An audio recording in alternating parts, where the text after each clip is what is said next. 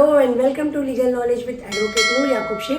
तो आज का टॉपिक मेरा कोई नया टॉपिक नहीं है, ये वही टॉपिक है जिस पर मैं 2016 से कंटिन्यू वीडियोस बना रही हूँ, जैसे कि custody of minor, divorce, mediation और जितने भी हम केसेस करते हैं हस्बैंड एंड वाइफ एक दूसरे पर जो एलिगेशंस लगाते हैं, जितने भी झूठे और फॉल्स केसेस करते हैं तो उनसे कैसे बचा जाए और कैसे इन चीज़ों को टैकल किया जाए ताकि हमारा मेंटल स्टेट भी नॉर्मल रहे और हम अपनी लाइफ भी हैप्पीली जिए।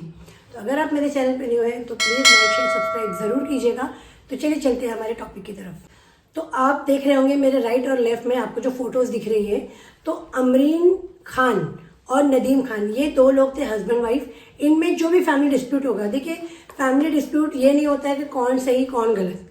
हम लोग क्या होता है कि गाड़ी के दो पहियों की तरह होते हैं, कोई भी सही नहीं होता है, कोई भी गलत नहीं होता है। सर्कमस्टेंसेस, सिचुएशंस ऐसी हो जाती है कि जिसकी वजह से मैं कहती हूँ वो गलत है, वो कहता है मैं गलत हूँ, और इसी के चलते हमारा मीडिएशन फेल हो जाता है। हमारे फैमिली में जितने भी लोग बड़े समझाने वाले हैं उनका समझाना फेल हो जाता है और फिर हम क्या करते हैं, आखिर में जाते हैं कोर्ट। और कोर्ट में आपको पता है हियरिंग रातों रात नहीं होती है, आपके फैसले रातों रात नहीं आते हैं।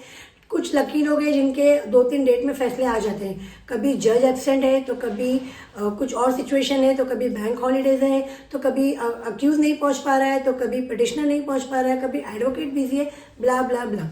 इनके चलते फ्रस्ट्रेशन लेवल बढ़ जाता है।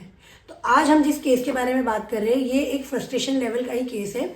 जैसे कि मैं आपको पहले शॉर्ट में बता दूं कि मीरा रोड के नया नगर स्कूल के पास में एक इंसिडेंट हुआ है। इंसिडेंट नहीं कहेंगे, एक बहुत बड़ा क्राइम हुआ है।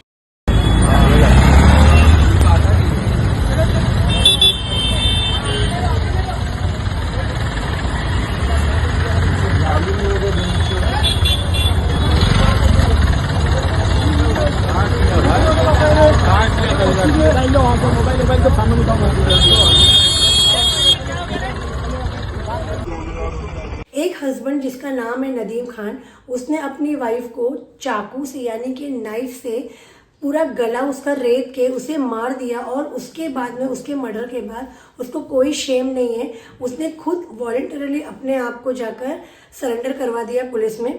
और अगर आप देखेंगे, मैं आगे आपको वीडियो भी चला के बताऊंगी इसमें थोड़े बहुत, और कुछ लिंक भी मेरे डिस्क्रिप्शन में है, आप वो भी देखिए। प्रिंट मीडिया की बहुत सारी न्यूज़ है, आप गूगल भी कर सकते हैं।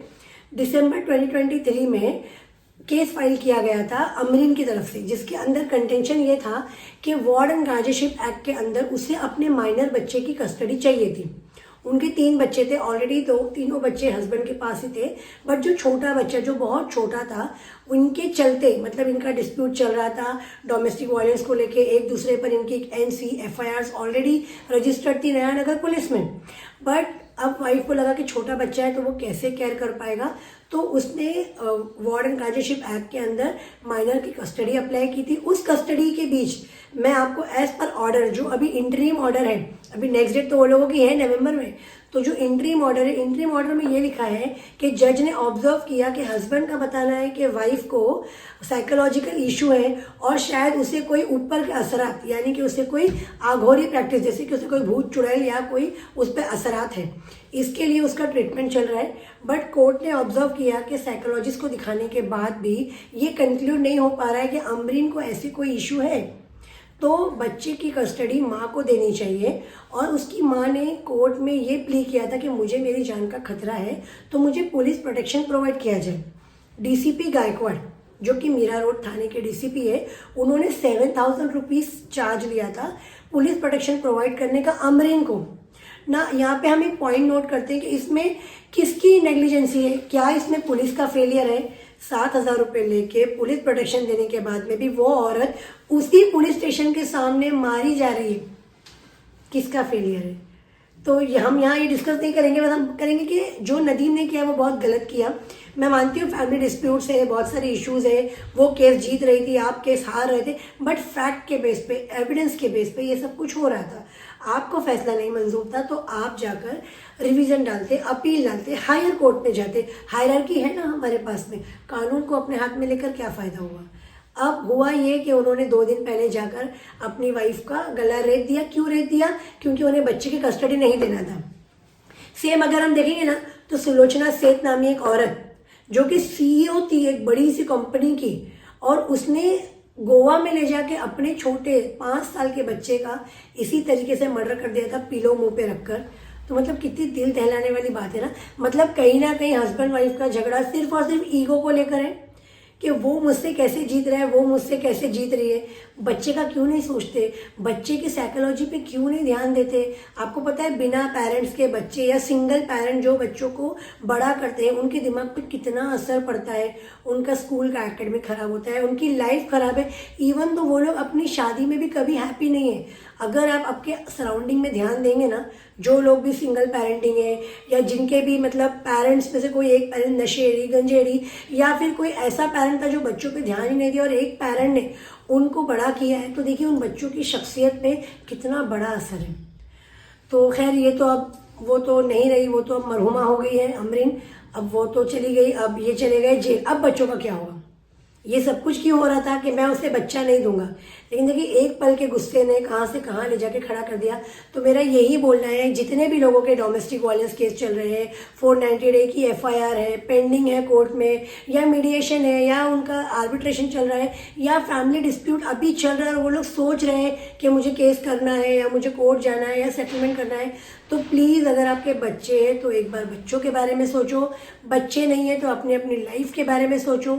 एक फेयर डिसीजन लो, गुस्से में आकर इस तरीके से कोई भी ऐसा मतलब एक कोई भी ऐसा अमल मत करो कि जिसकी वजह से आप तो जेल जा रहे हैं, आपके पीछे बच्चों का क्या होगा और अब आपकी पूरी फैमिली का क्या होगा, और उन बच्चों का लाइफ टाइम कितना उनके ऊपर ट्रॉमा रहेगा, लोग उनको किस नज़र से देखेंगे।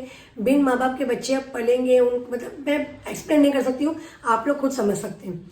तो मेरा यहाँ पर यही बोलना है, बार बार मैं यही बोलती हूँ, इसीलिए मैं एवरी वेडनेसडे को फ्री काउंसलिंग भी रखती हूँ for the weaker section. Weaker section मतलब वो लोग जिनके पास एडवोकेट करने की फीस नहीं है, जिनके पास खुद का घर नहीं है, जिनके माँ बाप नहीं है, या फिर जो लोग ज़कात खैरात या फिर उन्हें कोई एसोसिएशन खाने पीने की हेल्प कर रहा है, उनको कम से कम मैं गाइडेंस देके उनके लिए मैं फ्री में उनके लिए केस लड़ना चाहती हूँ और लड़ती भी हूँ। और बहुत सारे लोग वेडनेसडे को मेरे पास में आते भी हैं। और इसके अलावा जो लोग अफोर्ड कर सकते हैं, उन्हें सही लीगल गाइडेंस चाहिए, वो लोग मुझे मंडे टू फ्राइडे अपॉइंटमेंट लेकर कॉल कर सकते हैं, या फिर वो मुझे मेरे ऑफिस आकर मिल सकते हैं। इस 15-20 दिनों में और इसके पहले भी कई लोग मुझे ऐसे मिले जिनका मैटर अगर मैं सुनूँ ना तो कुछ भी नहीं है, बट बैठे वो सोच रहे हस्बैंड आके बुलाएगा, हस्बैंड सोच रहा है वाइफ आएगी। तो इस चीज़ों में क्या हो रहा है, धीरे धीरे धीरे धीरे इलास्टिक की तरह खींच के फिर जब एक साथ छोड़ते हैं तो फिर क्या हो जा रहा है कि फिर तो उनका डिवोर्स हो जा रहा है। तो प्लीज़ मीडिएशन आर्बिट्रेशन के लिए जाइए। अगर आपके हाथ में फैसला नहीं हो रहा है तो आगे जाइए, आप बैठ के बात कीजिए, आप अपील कीजिए, रिवीजन कीजिए। इस तरीके से कानून को हाथ में लेकर कोई फ़ायदा नहीं है। इसीलिए मैं बार बार कहती हूँ कि सही गाइडेंस लीजिए और अपना अतराफ, अपना सराउंडिंग पढ़े लिखे लोग, समझदार लोग, एजुकेटेड लोग में कीजिए। देखिए अगर वो बंदे ने मर्डर किया है तो हो सकता है कि उसका सराउंडिंग ही ऐसा होगा, उसके फ्रेंड्स ने, उसके दोस्तों ने उसके दिमाग में डाला होगा, हाँ तू मार दे, अरे छोड़ ऐसी औरत क्या करना है।